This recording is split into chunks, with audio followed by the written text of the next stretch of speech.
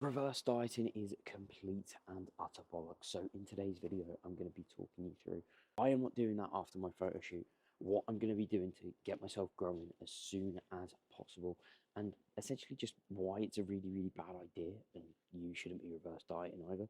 So I'll show you what I'm eating, how I'm training, and the thought process behind it all. Let's get into the video because I am fucking freezing even though I've got my nice military drug dealer coat on. We have got my second glass of water today. That will go down the hatch shortly. We've got yesterday's washing up that I haven't put away yet from my meal prep because why would I dry up stuff that time is going to dry up for me?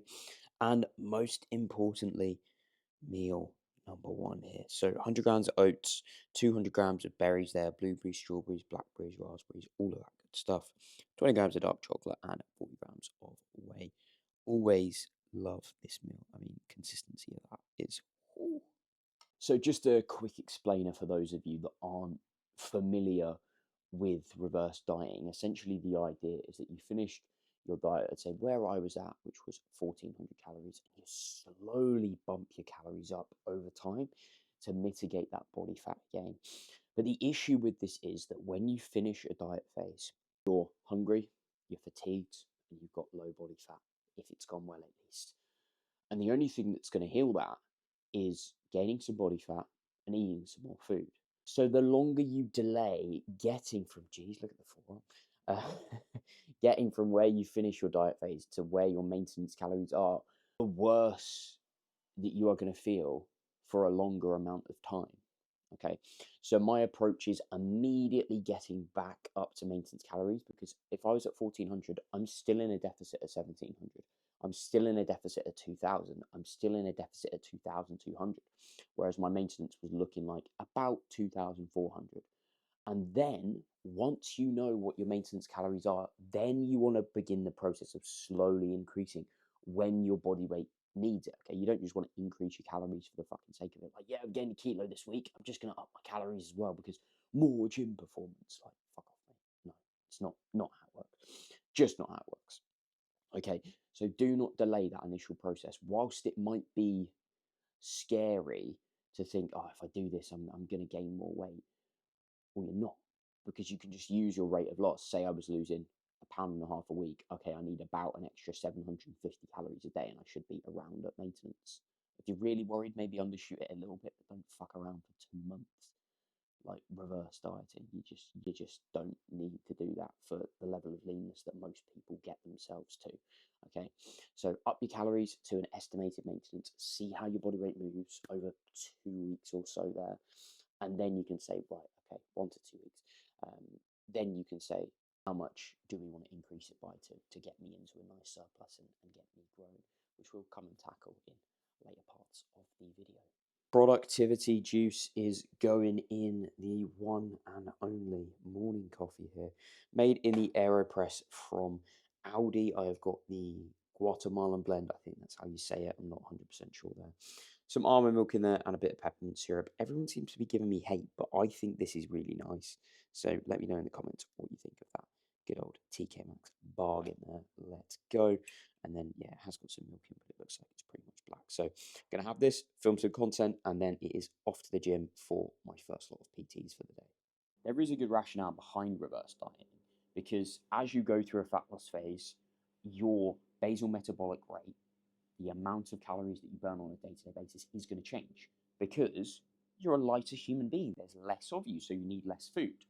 There's also an element of metabolic adaptation, which is just as you eat less food, your body needs less food. But most of that comes from just the fact of you losing mass around your organs as well and reducing the organ size because organs are the most metabolically active tissue.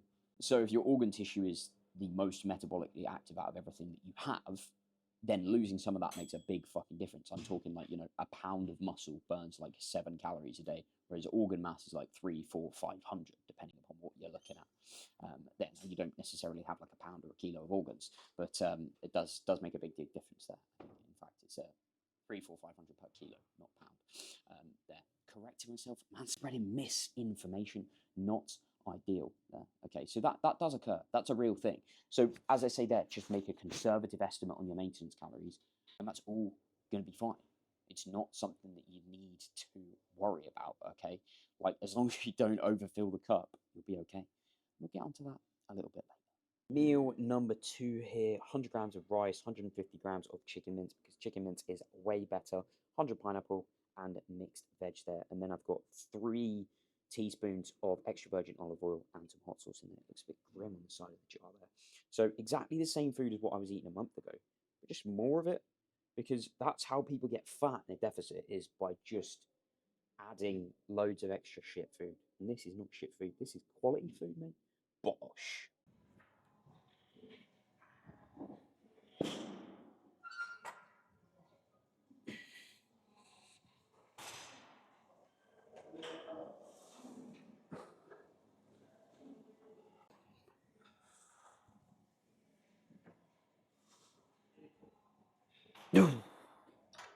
Progressive overload is: what angle have I got the bench at? What height have I got the safeties at? How wide is my grip? Is it normal grip? Is it false grip? All of those sorts of things alongside just tracking the weight. Because if you're setting up an exercise and it's vastly different every single time, we've all done that on the Smith machine where you push it forward, pulled it back, and it's just not in the right spot. If you're not keeping account of all of that stuff, then I'm not fucking surprised you're not progressing. And that probably means you're one of the people that's writing down, oh, 40 kilos, 3 times 10 for a month in a row. Not good enough.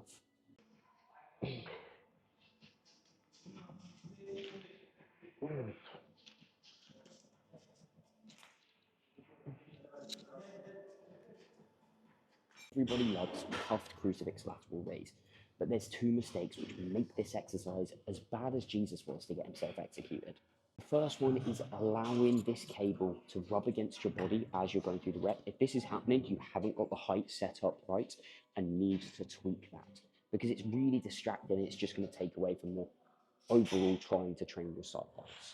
And the second is not lining up the path of this cable with where your arm is going. You see how it's making a straight line going through my arm? That's what you're aiming for as you're going for this exercise. You don't want it to be pulling across like this or pulling down like that. Not ideal, not ideal. And if you'd like more advice when it comes to growing some absolute Death Star delts, just drop me a DM with the word shoulders. Wow, what an interesting plug.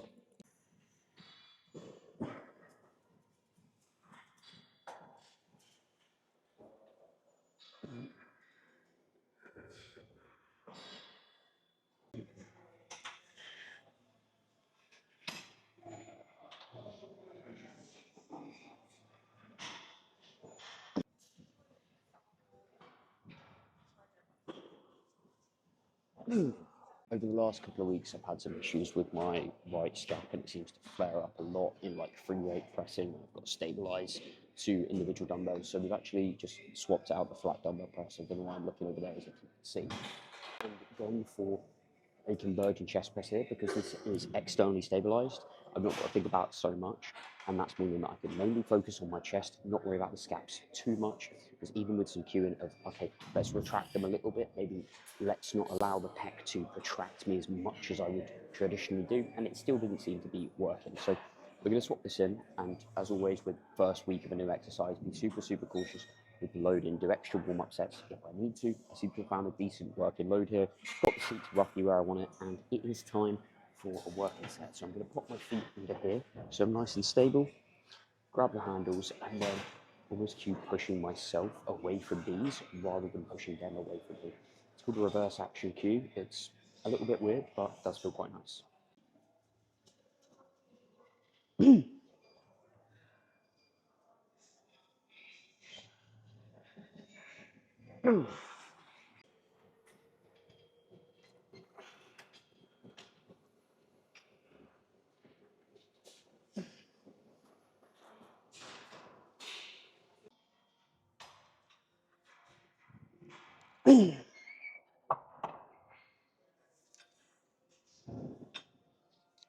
There is nothing wrong with the traditional straight bar pull down, despite what all the idiotic influences are telling you online about its lack of optimality. It's just about understanding the overall context of it within your program. If all you're doing is sagittal plane pull downs, you might be missing out on something here by not moving in that frontal plane. when we're training our back, if you want to get the best possible growth, you want to kick off pulling from a variety of different angles, both horizontal and vertical, both narrow, both wide. And if you're doing that, you're probably going to get the best possible growth. It's not about picking one specific exercise forever, because that's not what you're going to do within your program.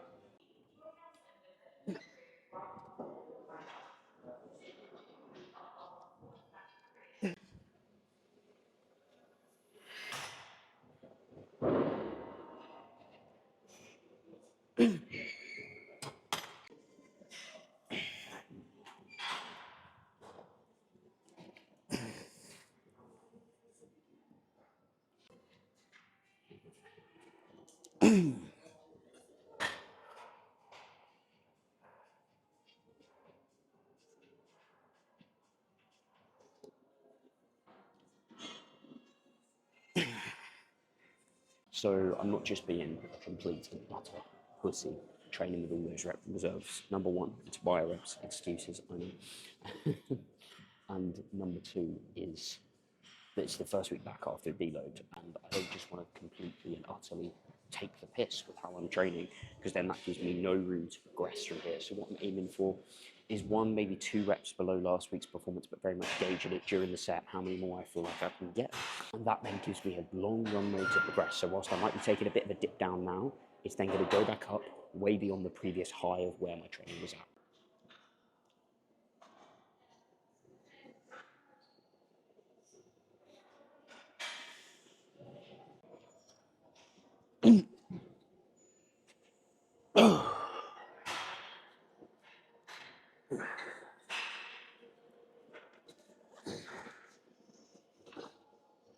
This is one of those exercises that on paper might not be the best thing ever to do, but I finish a set of these and my entire back is fucked. Okay, I've got a little bit of momentum there to help me drive it through the short range where we're going to be weakest. But I'm making sure to do everything I can to then catch it on the way down and control that eccentric. You're not just bouncing it up and down. That's how you end up with a broken fucking lower back and no thickness to your erectors. And that's not ideal.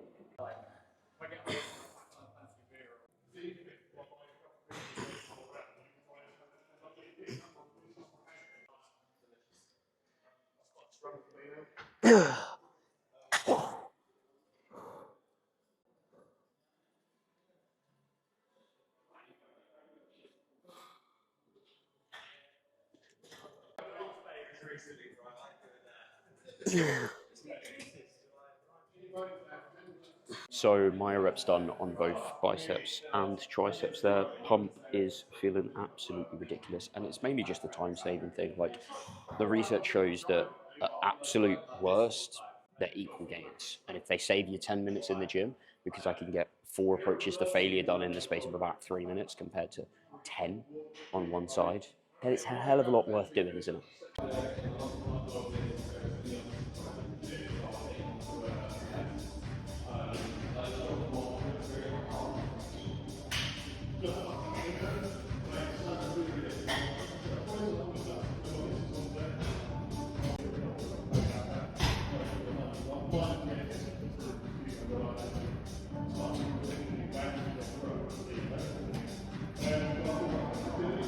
Despite my remarks in the previous food clip, this meal is actually different. You know, it's still beef mince and salad. Oh, I just got mustard on my finger. But we have got some sweet potato in that as well, because I was getting bored of boiled white potato. And now that I'm having 400 grams sweet potato in this meal compared to like 100 white potato, it's a hell of a lot easier to just cook a batch of sweet potatoes in the oven. Bit of mustard on there because mustard is banging. And I'm going to eat this bad boy and watch a little bit of Star Wars Theory. There's almost this paradox where, wow, that table is wobbly. Not wanting to get fat when you finish a diet phase is what leads people to then actually getting fat, because they'll try and keep their calories too low. Like, if I was to try and stay at 1800, I'm not going to be able to stick to that. I'm still in a deficit. I'm not healing up that fatigue, as I say. So I'm actually getting more. And now that I haven't got that goal of getting towards the photo shoot, I'm just going to want to cheat more. And it's a natural human thing. So keeping your calories lower and then blowing it at the weekend is going to get you fatter. And then you're gaining 1-2 pounds of actual fat because you're going over by your calories so much, rather than like a tiny bit each day. And going back to that as I say, filling the cup sort of thing I mentioned earlier, is starting out. Okay, you've got a cup here, right? I'm just using the background of the locker for this, and you just want to top that cup all the way up.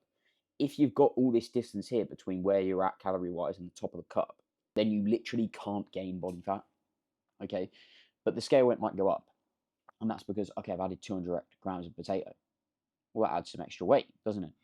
I was a bit thirstier because I put salt on that potato, so I drank a bit more water that day, and I went to bed a little bit later because I was meal prepping. And all of that sort of stuff is going to affect your scale weight. So if you bump your calories up a little bit and then your scale weight's higher the next day, do not panic. Okay, your body will normalize. You'll probably have a bigger shit the next day, and it will be fine. So give yourself, as I said earlier, like at least a week before you make any decisions. Don't up and down your calories based on one day of what's going on. And if you don't fill that glass all the way up and then fucking let water piss out everywhere because you've just binged the weekend, then you're not going to get fat. And if you've got a good coach, that's even easier. So pay me money, mate. Pay me money. Hopefully that makes sense because, as I say, you don't want to stay lean. Despite what fucking Paul Carter says, it's not the best idea. Please don't do it. Right? Please do not try and stay lean. You need to gain a bit of body weight, gain a bit of body fat, and let that performance go up. And just don't be a dickhead, and you'll be all right. But how much more you need to eat and for how much longer can differ quite a lot based on the circumstances. And in a minute, what I'll do is talk you through all of the changes that I've made to my food. You've got a glimpse of that a little bit already. And then what we're doing training-wise coming out of this diet phase, and then feed into all of those differences and how that takes. Final meal of the day here. We have got 250 grams of yogurt, 100 grams of blueberries, 2 grams of salt in there. We've got 20 grams of cashew butter on the toast here. My client who works at a bakery bought me some rye bread with seeds in, and then we have banged that in there. Most people would say this is burnt.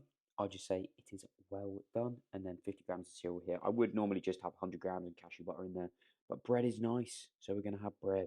So day is done. I hope you have enjoyed the video so far. And as I was going to say earlier, the main thing that's changed is that I'm eating some more carbs and I'm eating some more fats. Everything else about my diet is the same, and that is the best way to do it. To have a good idea of where you're actually at. If you're adding in shit here or there, then I'm not surprised that you are getting fat and you feel like you need to reverse diet. And it can take a couple of weeks, at least a month, for you to start to feel like decent again. Like I'm still really, really hungry. I've still got food cravings, and I'm literally eating double the calories I was before at this point. Okay, so carbs have gone up in every meal there. I've got some more dark chocolate back up to sort of the amount I was having prior, more cashew butter, more oil on my meals just to get that minimum level of fats back up to where it was. So for me, I'm feeling all right. Training progression is getting there. But for some people, it might take a little bit longer, and it's obviously going to differ based on how lean you get, because I got pretty fucking lean in my photo shoot prep. So it's gonna feel like it's gonna take a bit longer to get to where I need to be. Okay, that's just how it works. But compared to the last time I was this lean, and I'll throw a comparison up of this, to be fair, I'm 25 pounds heavier, which is fucking insane, like absolutely nuts. And that will be the topic of the next video. So if you have enjoyed this one and you are looking to nail your post-diet phase, just drop me a message and I'll explain exactly how we can do this for you based on all of the things that you are used to fucking up on. Now, I'm going to go and play I'm going to fix my hair first and then go and play some Star Wars Jedi Survivor, because that is how I like to chill out at the moment.